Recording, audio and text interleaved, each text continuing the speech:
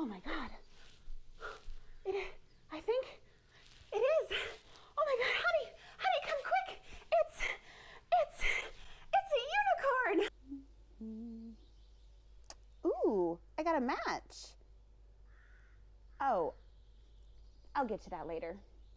Hello, it's me, Mainly Mandy. First video and I've already reached my final form. My mom bought me this onesie for Christmas a couple years ago. I'm 33. Also, my cat has decided to be in the video for at least part of it, so here you go, internet. Boy, things sure are tough for us out here in the dating world. And when I say us, I mean me and my fellow unicorns. A glorious herd of magical queer creatures galloping free across the mystical fields of the internet. The dating world is full with perils, of course. Misogynists, Trump supporters, TERF lesbians, oh my. But nothing makes me as immediately on my guard as seeing a shared dating profile. For the blissfully unaware mortals in the audience, a unicorn in this context is a hot bisexual woman willing to date a pre-existing couple together.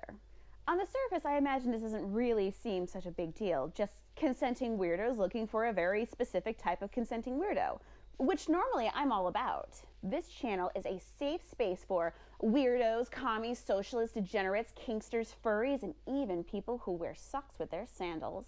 There are a lot of troubling behaviors, though, associated with unicorn hunting. An increasing number of women and assigned female at birth individuals have had unsavory situations in which they were approached by a couple, sometimes on dating apps that don't even allow cis men. There are entire groups dedicated to sharing stories and screenshots of encounters with unicorn hunters. I'm talking quite literally dozens, if not hundreds of stories that all share disturbing, creepy, and sometimes just downright strange similarities. Why do they all say 420 friendly? Why? Maybe it's just me and my little echo chamber of the internet, but it feels like polyamory isn't so fringe anymore. Barely anybody is raising their eyebrows at politicians caught in threesomes these days. Maybe because we're less worried about who they fuck and more worried about how they might fuck us over. Ayo! Nailed it, sorry. Almost hit him. There was an episode of Home Hunters with a triad recently. There are entire shows, dramatic biopics, and even comedies that are dedicated to a couple looking for a hot bi babe to be with. Unfortunately, that really is the only type of non-monogamous representation we're seeing regularly in the media. The couple that opens up their relationship to date someone together. There's barely any representation of solo poly, parallel poly, relationship anarchy, or even kitchen table poly. Within the polyamory community, triads, or any sort of configuration in which everyone is dating everyone else, are considered expert level. They're pretty rare and definitely not for beginners. However, outside of the community, because of the media representation, most people are seeing it as the norm. So, as non-monogamy goes more and more mainstream, I think we're going to see an increase of people approaching dating in this manner, which is going to cause some problems, to say the least. In my humble opinion, we should be actively dismantling all layers of what is going on with people unicorn hunt, and then have that ready so that as the curious masses show up, we're prepared with our PowerPoint presentations and YouTube video essays. And why should we listen to you, Mainly Mandy? Who are you that we should all just sit back and let you lecture at us for the next insert length of video here minutes? A fair question. I have a vested interest in this subject. For one thing, I'm bisexual. You know, if the hair purple velvet couch didn't give it away. I'm so subtle. I've also spent the last 3.5 years as a solo polyamorous / relationship anarchist. If you don't know what those mean, don't sweat it. All you really need to know is that I don't really like letting labels dictate how I behave with someone. I much prefer we figure that out organically, one-on-one with the person, depending on the relationship. I'm really into maintaining my autonomy, and also I'm a slutty slut McSluckerton slut face.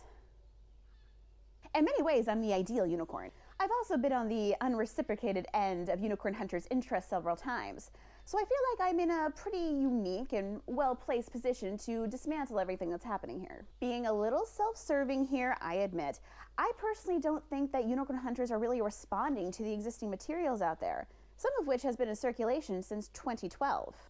I have firsthand witnessed and been a part of several conversations in which unicorn hunters get referred to further reading only to have them double down and storm off without any meaningful conversation taking place. I mean, sure, maybe some of them have gone to the Unicorn R Us website that every polyamorous person has saved. But passively reading a website from 2014 might not be the best learning method for everybody. Some people might need costume changes or LED lights, I don't know. Certainly that has helped me to understand subjects that I would be either uninterested in learning about or completely flabbergasted at what they were talking about. It's not stealing, it's emulating. Don't get me in trouble, my philosophy mommies. I will say right here and now that my aim is not to shame unicorn hunters. I actually do think that at least some of these couples are well-intentioned, but just don't understand why they have such a struggle when finding the hot bi babe of their dreams.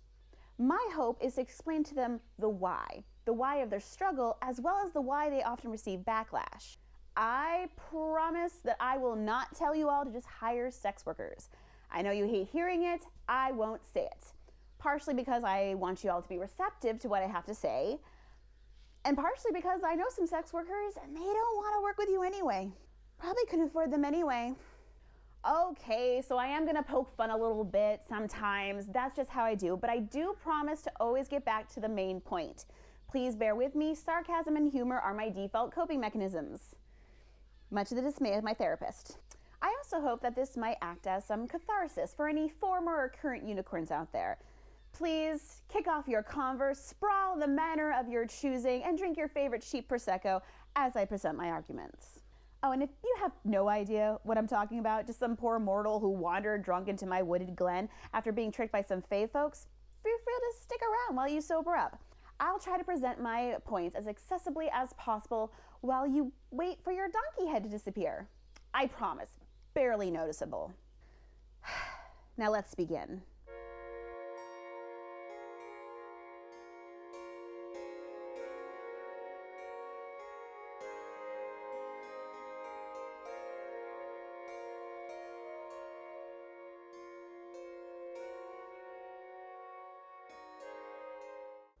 My husband and I are looking for a third person to add to our relationship.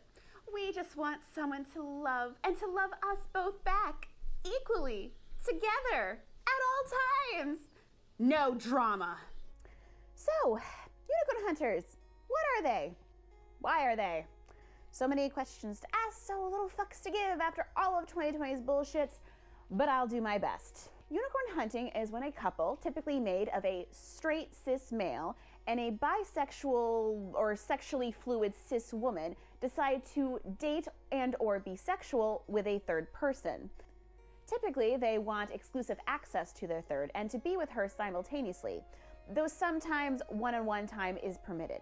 There are some variations of this, and we'll talk more about those later, but the vast majority of them fall under this configuration.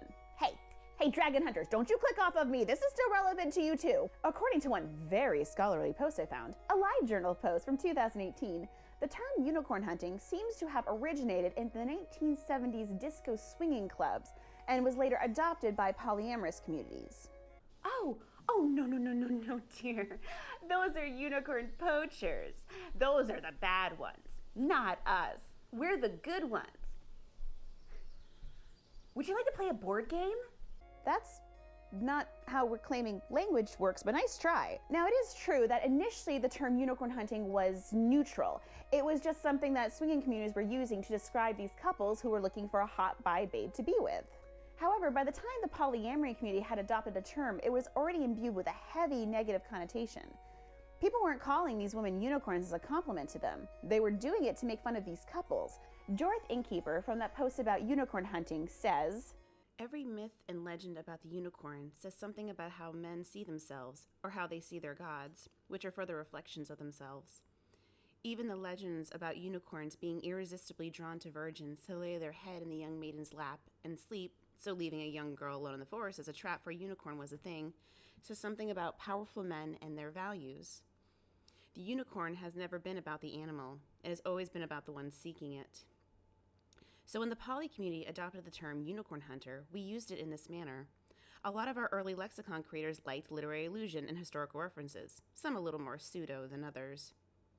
The arrogance and ignorance and entitlement of the wealthy, white, fictional, and real historical men who hunted unicorns was more than applicable to what we saw happening in our own communities, with hetero couples trading on their couple privilege to maintain an uneven power distribution in their relationships.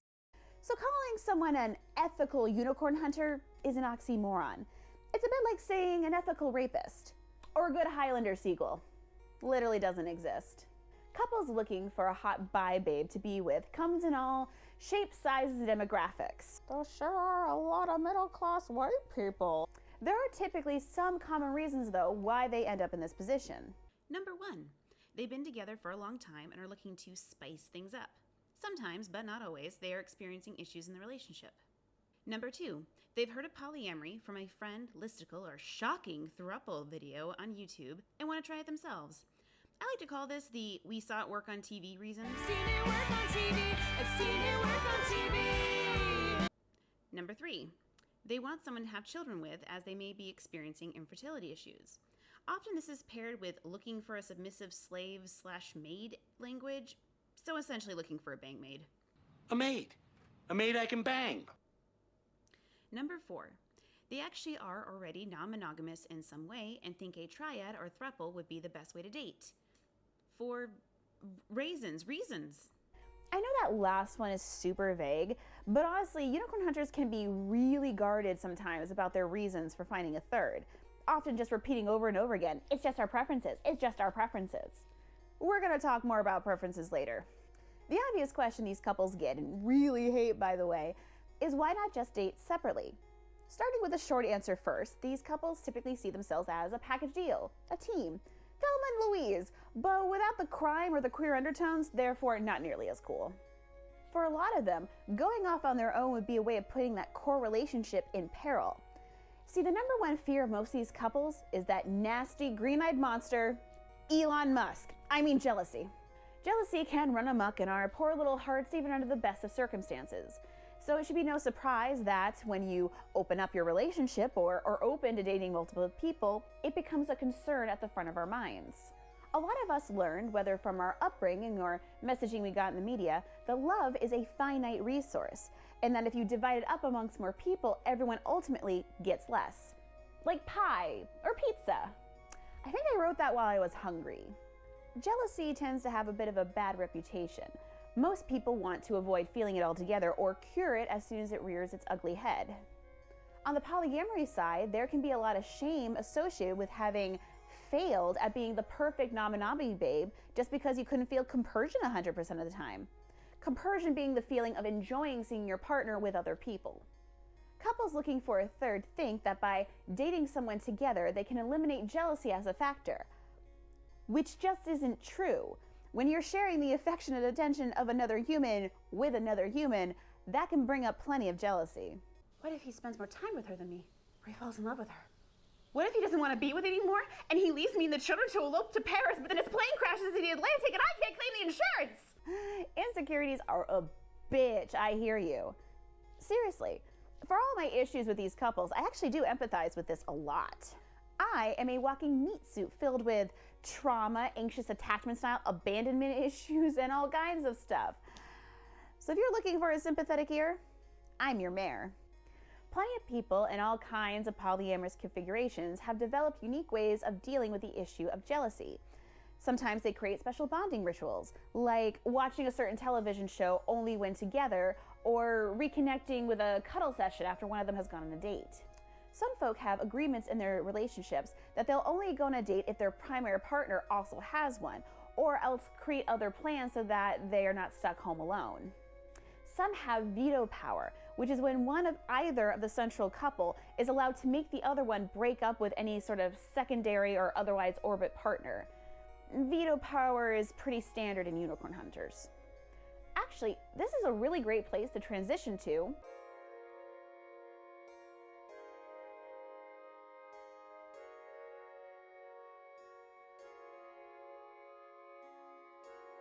whatever happens between you and my husband, just remember, I was here first, and I can have him drop you like a sack of potatoes into a busy highway intersection with a mere snap of my fingers.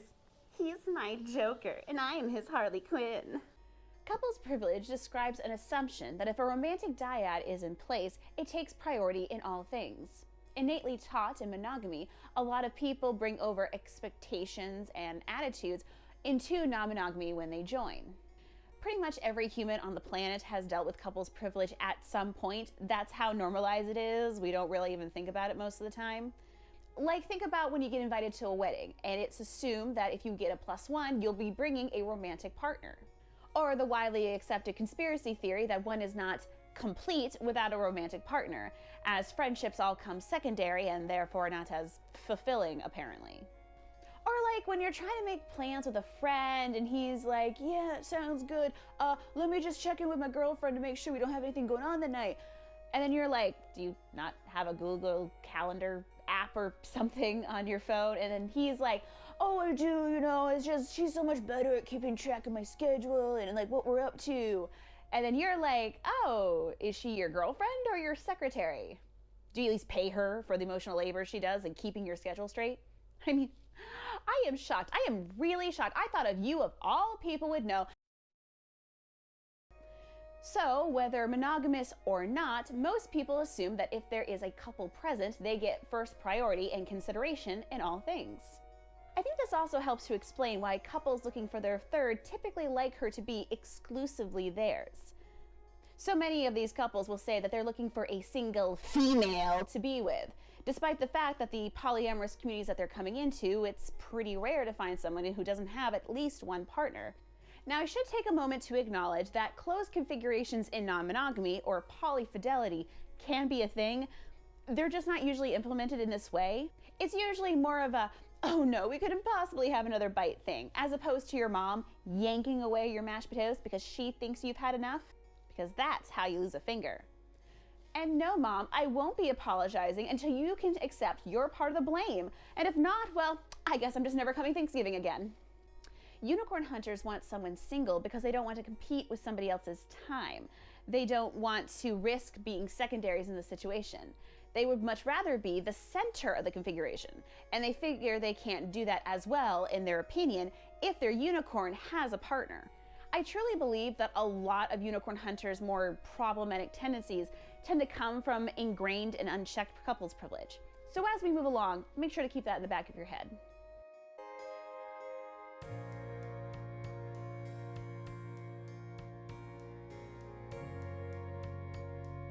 So a couple has decided that they want to date a hot bi babe as a team. Now what?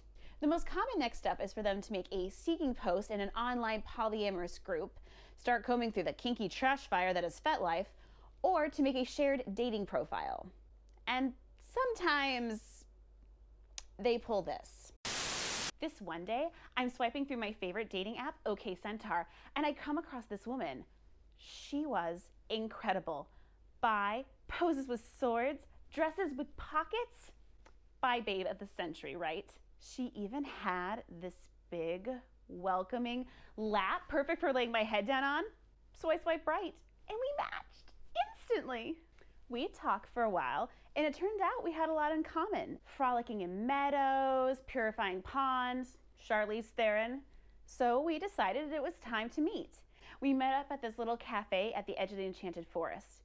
As soon as I walked in and I saw her sitting there, I was blown away. My horn was so hard. And I was just about to walk over and sit down next to her when I realized that she wasn't alone. There was some guy with her, some asshole with like a quiver and bow and 20 hunting hounds. I don't know why they let him into the cafe, but that's not the point. They were all over each other. It was clear that they were involved in some way. I was heartbroken. It wasn't until I got home and I washed all their blood off of me that I finally allowed myself to cry. She didn't say anything. I had no idea she had a partner.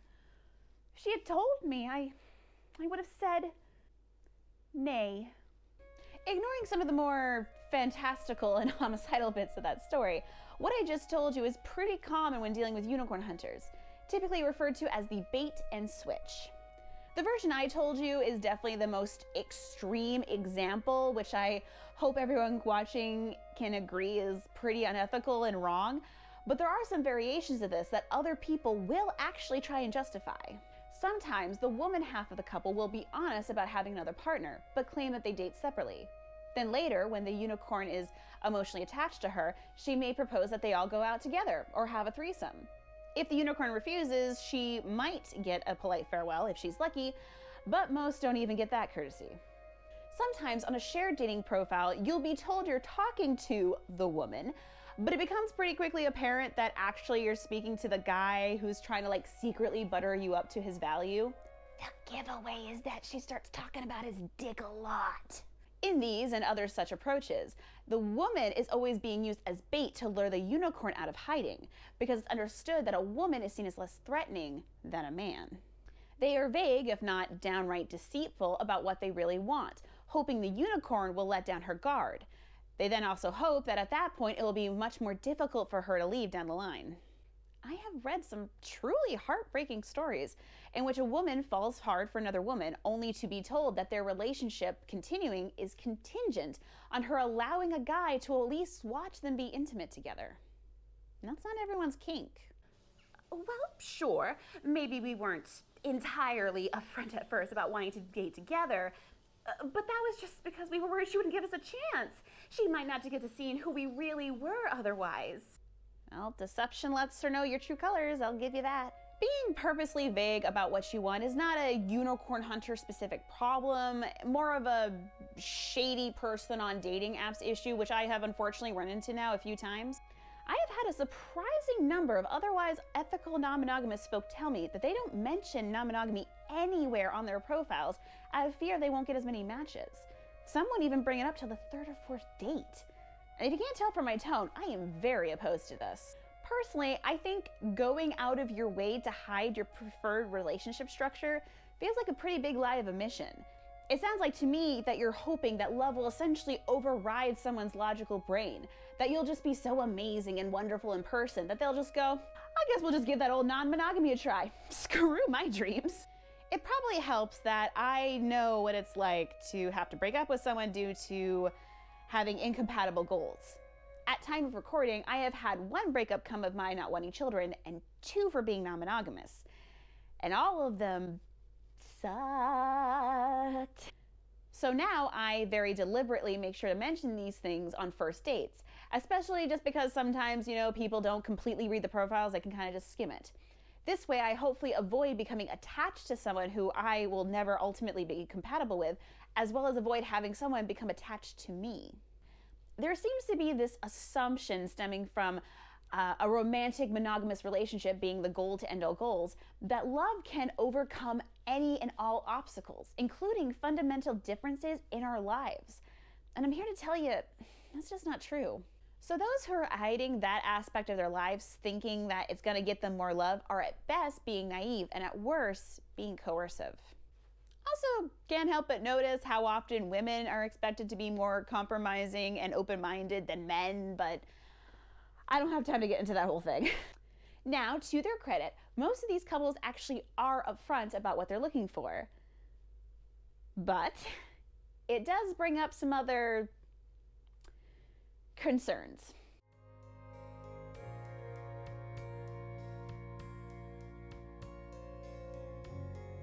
My husband and I are looking for a bisexual female between the ages of 18 and 25.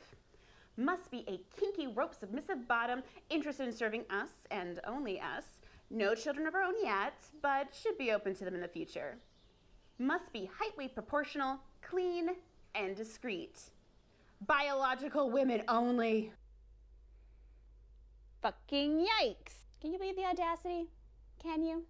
Knowing what you want in a relationship isn't bad. As we talked about in the last part, you should keep certain priorities in mind when you're dating.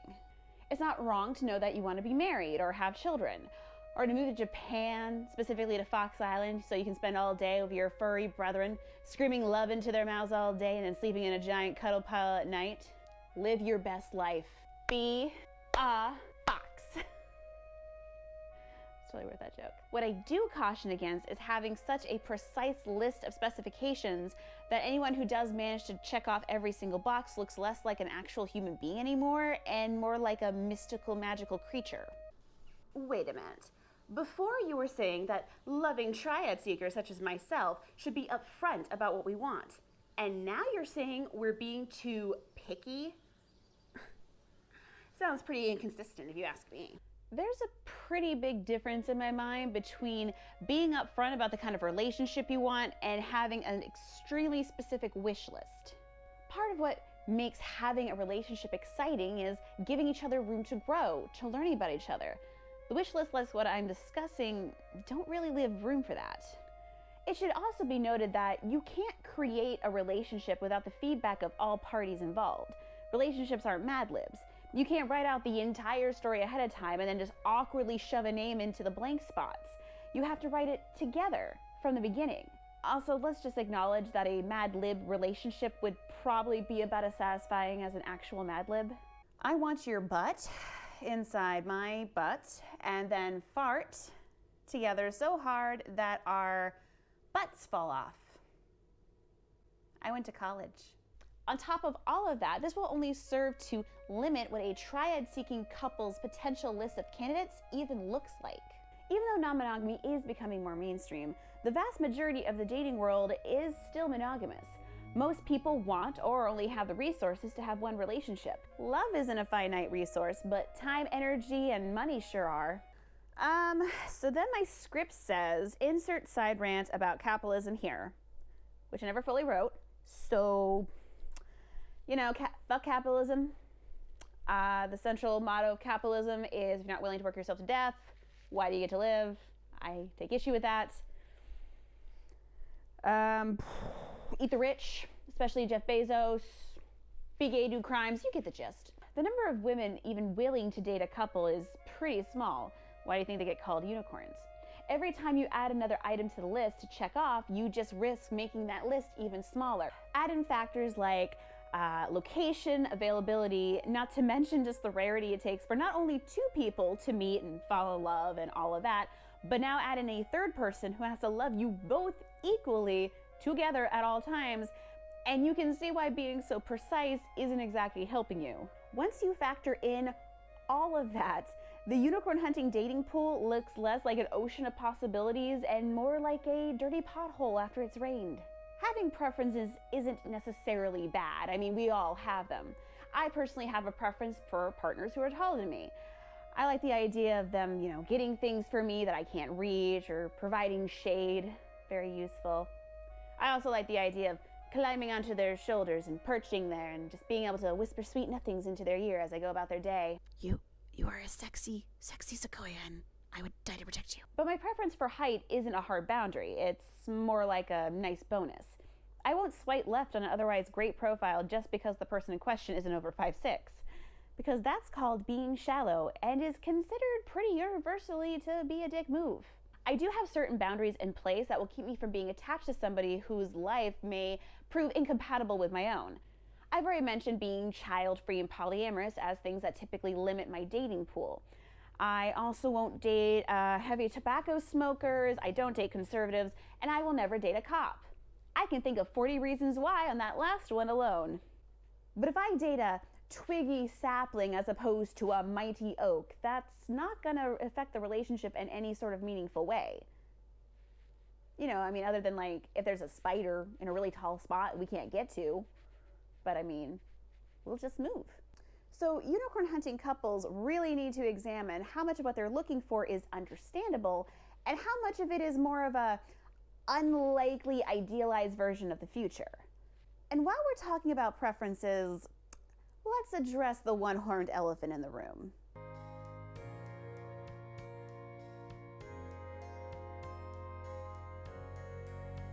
Ah, yes, society, my old nemesis, we meet again. We live, all of us, you, me, Tantrum, Patrick Stewart, the 7-Eleven cashier, in a society. If you're finding this out here for the first time, I am so sorry to be the one to tell you. Please pause this video and take all the time you need to process this highly disturbing information. Couples privilege is something a lot of us internalize thanks in part to living in a largely monogamous, cis-normative, and heteronormative patriarchal society. From day one of our lives, we are continually taught that we are supposed to work ourselves to the top of our respective fields, marry the one, settle down into a nice house with 2.5 kids, and eventually retire to Florida, where we will all die. Except, you know, if you're In my generation, which means you probably have accepted that, you're just gonna work yourself to death because retirement is a dream. Refer to rant about capitalism. Thanks to this dastardly fiend, we also have all come to believe that bisexual women are hot. In her article, Couples Looking for Bisexual Women, aka Unicorn Hunters, often commodify queer women, Aditi Murti says, Unicorn hunting elicits frequent eye rolls from both the queer and poly communities because the practice neatly encapsulates a vortex of issues. The hypersexualization of queer women, using queer women as male wish fulfillment, and adherence to patriarchal stereotypes via the one man, two women cliché, all into one combustible package. Queer women's sexuality in the media has been presented mostly to be consumed, to be enjoyed by straight cis men, at least until pretty recently. A queer woman cannot simply just live her life. Oh no, she must be seen, lusted after, hunted, and eventually captured. A treatment that queer men and assigned male at birth individuals do not typically receive. The two-girl, one-guy threesome is considered sexy and desirable. The two-guy, one-girl threesome is mocked and referred to as the devil's threesome. Do you really think that's a coincidence? Damn, I have been looking through this thing all day and I can't find a single one of your preferences in it. You get it? Some non-monogamous folks have one-penis policies in their relationships. In an OPP, the woman is allowed to date other women, but not other men, and typically not anyone assigned male at birth. And if you haven't noticed already, this conversation is very binary. I apologize to any non-binary viewers right now. Unicorn hunters just don't seem to factor you in most of the time. They just tend to lump you into whatever gender you were assigned at birth. I know, it's frustrating, to say the least. And if the transphobia wasn't bad enough, there's also a streak to homophobia in OPPs as well. Because of course there is. Relationships between women are often not as seen as real as ones with men. If a man allows his partner to be with other women, but not other men, this can demonstrate an assumption she'd be more likely to leave him for another man. A lot of men, consciously or not, don't see the potential of lifelong happiness in a romantic relationship existing outside of the male gaze. A lot of lesbians can tell you that they've been approached both in real life and on dating apps, despite it often being abundantly clear that they have absolutely no interest in men. This also creates situations sometimes which I personally find pretty funny, which is when the woman half of the couple and the unicorn end up pairing off, breaking things off together with the guy and run off together instead. Pretty ironic because usually the concern these couples have is that the unicorn will lure the guy away. You just love to see it. In her video, Queer, Abigail Thorn of PhilosophyTube talks a lot more in depth than I did here about the history of women's fetishization as well as the commodification of dick. So if you're interested in learning more about that, I would definitely give that a watch. I'll have you know that my husband and I are open to having a bisexual male as a partner. So what do you say to that? Okay. Yes, while the stereotype of unicorn hunting is typically of a straight cis man with his bisexual partner, variations like this do happen. Sometimes they're looking for a trans person or a man. Sometimes it's two men looking for a man or two women for another woman. Where people get their kinks from is really complicated and not something I want to do in this video. But what I will say is that the taboo, going against the grain, can play into it. Being into bisexual women isn't taboo, it's widely accepted, at least amongst straight society. The pumpkin spice of kinks, if you will. Being into bisexual men, that can scratch that taboo itch a little bit more. It's a bit more like cayenne pepper? So these couples who are interested in the less sought after Pegasi, centaurs, and dragons of the dating world are still reacting to internalized coding, just in the opposite direction. And this still doesn't erase the main problem. You're still fetishizing someone's lived experience. These couples are treating it as exotic, as a kink, something for them to enjoy, while often simultaneously not doing anything to actually advance the rights of queer people. They are also making assumptions about what that person is like based on a very limited amount of knowledge given to them by, I know I already said it once, but I'm gonna say it again, society. All joking and snide comments aside, I don't really mind people finding my being bisexual hot. I understand it, I can sometimes appreciate it myself. To be honest, I do sometimes find it hotter when my partners are bi or pan. I don't want to feel, though, like the only reason someone's with me is because I'm bisexual. I'm a lot of things, and being reduced to who I can happily fuck makes me feel really uncomfortable. Along with being bi, I also am funny, or at least I certainly crack myself up a bit. I can tell you tons about my favorite historical figure, Cleopatra. I can quote entire episodes of Farscape. Okay, maybe that last one isn't a selling point. I own a unicorn onesie with pockets. Clearly a catch. Honestly, I could probably make an entire video just talking about what preferences are and like what they typically mean, like the coding that goes into these dating profiles. Like for example, clean typically means not having STIs, which comes off really shamey because it sounds like if you've ever had an STI or you currently have one, you're dirty in some way. Height, weight, proportional, or must be health conscious is code for no fatties. As a fat girl, I would honestly prefer they just say no fatties, like they're not fooling anybody. There is a lot of fetishization towards women of color, especially Asian women. Probably stemming from the racist stereotype that Asian women are naturally more submissive or demure, which, as someone who knows a few Asian women, I find that really funny, like hilariously wrong. Like, yeah, you go up to my friend E and tell them they need to be more submissive. Yeah, please do it. Oh, and film it. I think you get the point though, so let's move on.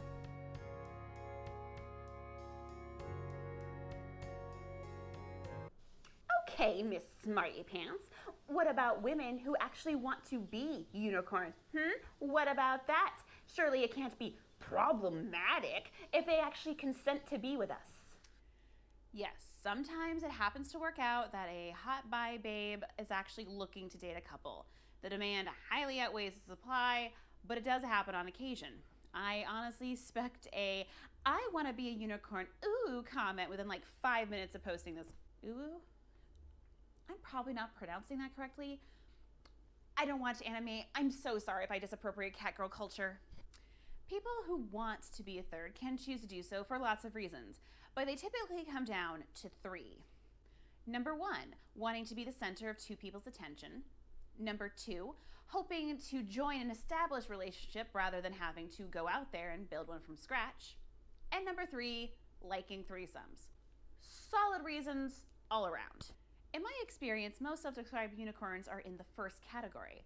There can be something really satisfying and even kind of powerful about having your pick over dozens, if not hundreds of couples clamoring to present themselves as appealing as possible.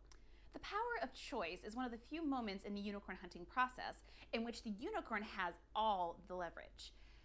It should be noted though that just because you have your pick of the trash doesn't mean you're not still picking through trash. I also think it's worth noting that a lot of self-proclaimed unicorns tend to be pretty young, early to mid-20s at the oldest. It's much rarer to find an older, experienced unicorn, usually because after having a few real-life experiences, they realize it's not as all cracked up to be.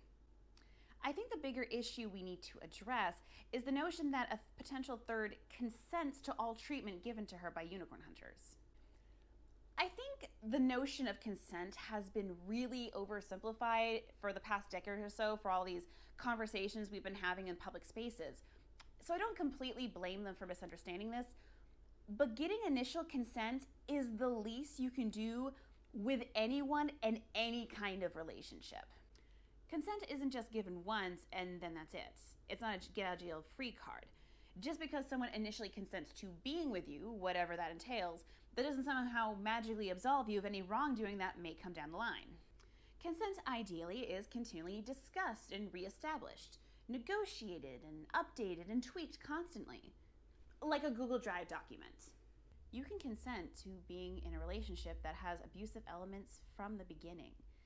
You can think that somebody who hurts you, minimizes your feelings, manipulates you, and gaslights the fuck out of you does, despite all of that, love you. And you can stay with that person for years, and just because you consent to it, still doesn't make it okay. And that's without going into the very tricky issue of needing the resources and support structure to be able to leave an abuser, which not everybody has, especially right now where people are often more isolated. So someone's consent may really only be given under duress. And I honestly think this attitude is one of the reasons why it can be really hard to leave unhealthy relationships. When you're led to believe that it's partially your fault, the treatment that you're receiving, because maybe you didn't leave when you had the opportunity, or before things got worse, or maybe you did leave, but they managed to convince you to take them back, it can make it that much harder to leave later down the line. Unicorns rarely have any autonomy at all in these relationships, but will bear all the blame if something goes wrong. She'll be called a homewrecker if she falls harder for one person in the relationship rather than the other, or called dramatic if she brings up any issues she has with the relationship at all. She may be dropped by veto power at any given moment without any warning, even if on her end, things seem to be going well. And sometimes, after the relationship ends, she will see those same people trying again and again the same thing with someone new, sometimes while telling blatant lies about how the relationship ended. And that can really hurt. I do not have enough time to cover every single way that unicorn hunters can be abusive. I don't have the energy for it, and, frankly, I don't want to put myself through that. Self-care, wee!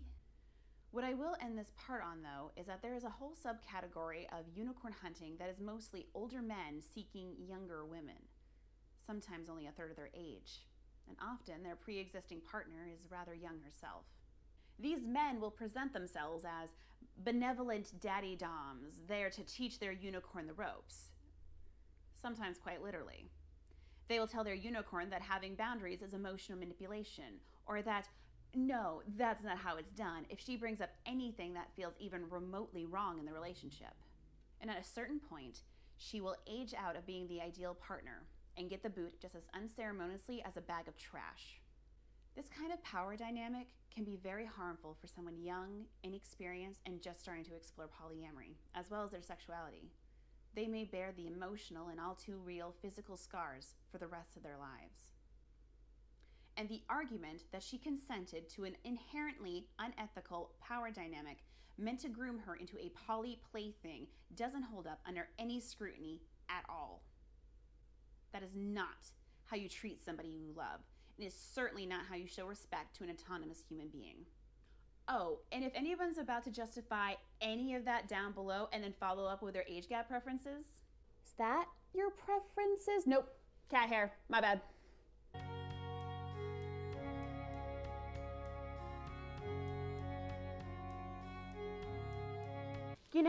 I sat through this whole video and it was so judgmental. Kink shaming through and through.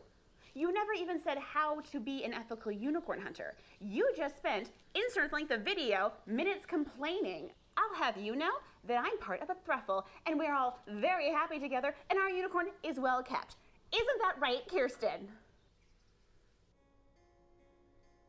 Once in a great blue moon, the stars align and healthy, happy triads do form. They can be quite lovely. Some of my best friends are triads. You know how they form, though? Organically. Yeah. Free range, grass-fed, open field polyamory, allowed to explore without expectations, rules, or OPPs. Or GMOs. I'm sorry, I had to slip that in. Two people started dating, and then one of those was introduced to the partner of their partner. And the next thing you know, those two people hit it off, and then everyone's dating all together. Magic! Triads created by aggressively searching for a person to shove until a still essentially monogamous relationship don't seem to last for very long, if they even form at all, which is pretty rare. Here's a fun quick question that's definitely not a test. How many relationships in a triad? Can't fool me. I know the answer to this. It's super easy. A triangle has 3 sides, ergo 3. Ha! Nailed it!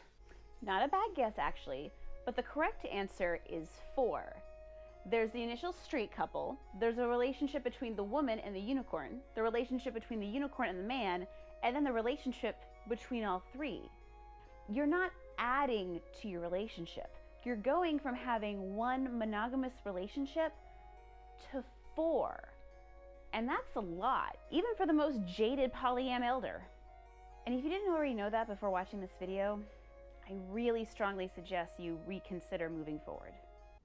Okay, but what about couples who have dealt with toxic unicorns? They exist, don't they? You never once turned your eye on your precious equine siblings. Biased much? Well, I do believe in equality, yes, so I guess it's definitely possible that there are toxic unicorns out there giving the rest of their magical siblings a bad name. Hashtag feminism? I will say, though, that I personally take any story in which unicorn hunters paint themselves as the victim, having been at the hooves of the duplicitous unicorn, with a lot of salt. Like a whole spoonful.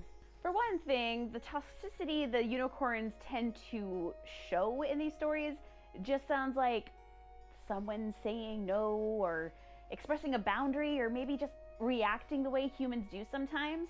She fell for you but not your husband? That bitch. For another, we've already discussed quite in length how sometimes these unicorn hunters approach dating less than honestly, while also approaching things in a kind of dubiously, morally ethical way. So excuse me if I'm not quite as sympathetic to unicorn hunters as I am their potential victims. Imagine someone's first experiences with non-monogamy is unicorn hunting. Pretty off-putting, right? Sadly, that is the case for a lot of people right now. Even those who would be happy to explore non-monogamy in healthy, happy ways find it just isn't worth it to wade through the endless requests to be some couple's sexy poly play toy, which I don't blame them at all. If I was going to distill my whole video into a too long, didn't watch argument, it comes down to this. Unicorns aren't real. Not in the dating world, and certainly not in the real one. What exists instead are humans. Living, breathing, messy mortals who are going to come with their own baggage, trauma, boundaries, and expectations. Sometimes they're going to be cranky. Sometimes they're not going to want to spend time with both of you, and sometimes they're going to fart in your shared king-size bed. So please, don't date as a package deal, and maybe take that no drama line off of your profile. Because dating is drama, folks. Demanding no drama in your relationship is a bit like demanding a human being be as magical and unattainable as a immortal horse with a single horn coming out of its forehead. Oh, and please, take off 420 friendly. It's 2021. Everyone smokes weed. No one, literally no one cares. Please stop making smoking weed the entire cornerstone of your personality. We, as a society, will benefit from that. When the last eagle flies over the last crumbling mountain, and the last lion roars at the last dusty fountain, in the shadow of the forest, though she may be old and worn, they will stare unbelieving at the last unicorn. When the first breath of winter through the flowers is icing, and you look to the north, and a pale moon is rising, and it seems like all is dying, and would leave the world to mourn. In the distance hear the laughter of the last unicorn. I'm alive. I am alive.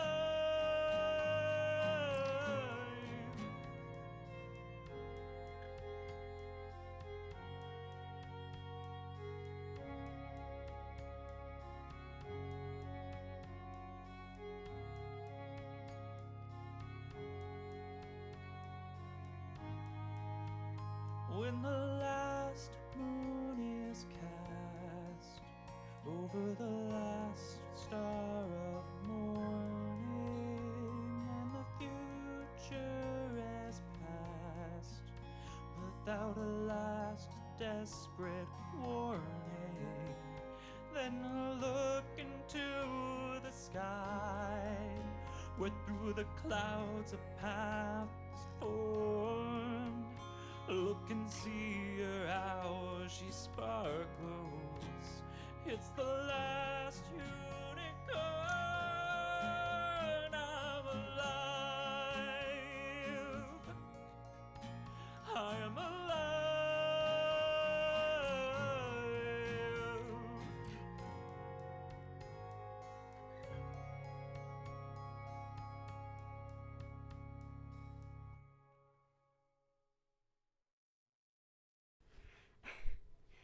Do you want to play a board game? And then we can all screw on the couch. My husband and I will host, and then we will ghost you after we kick you the fuck out. We are each other's primaries. You're in second place. What are you gonna do? Do you want to play a board game? It doesn't have to be Settlers of Catan. Okay, bye. It's really dumb.